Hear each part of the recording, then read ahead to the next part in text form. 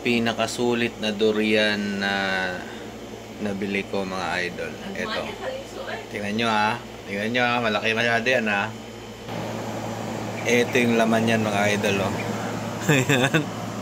Tapos, yung buto, angli.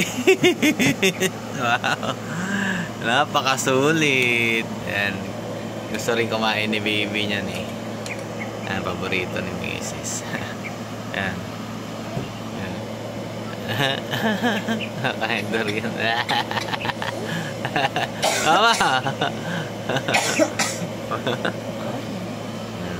Grabe, napakasulit. Ang laki ng durian. Tapos ang liit ng boto. Mura lang yung kilo nito, mga idol. Nadaanan ko lang. Grabe, sobrang sulit. Ayan ha. Ayan ha. First time ko hindi nalugi sa pagbili ng durian. Puyat nga pala yan, mga idol. Nadaanan ko lang isa sa pwesto. Parang nakasasakyan sila. Ayun, naisipan ko bumili. Ang laki ng ng laman, pero ang liit ng buto. Yung iba walang buto. Napakasarap. Kain tayo.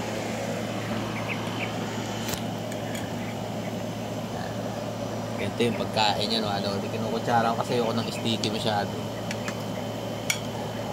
Oh, walang buto. Ayan walang buto.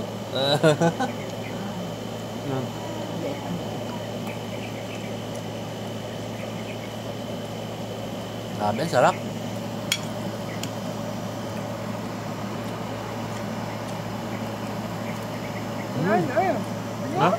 Grabe. Sarap. Grabe. Worth it yung 300. Ano to eh? Malapit na siya mag 4.5 kilo. Sobrang laki niya. Lang, 300 pesos lang. Pakita ko sa inyo, mga lodi, kung gaano kalaki yung ito. Bilhin natin yung malaki. Ito. Ay, hindi. Malaki. Ito. Ito, malaki. Ayan, malaki.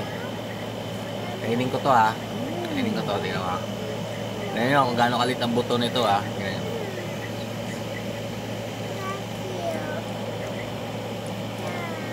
Ay, kain. Ay, mama, nasamad na bisa. Ay, nasa na ito yung kain. Tingnan nyo. Ang gano'n ng kamisis oh. Hindi. Di ba ang laki nun? Ito.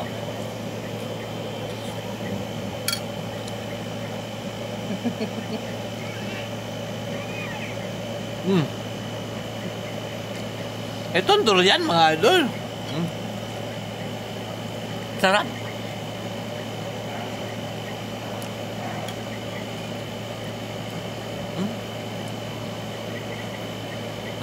Dalawang ganun ako kalaki. Dito. Parang gusto pa bumili. Kaya lang. Gusto yung budget ko. Sinare ko lang sa inyo. Sarap.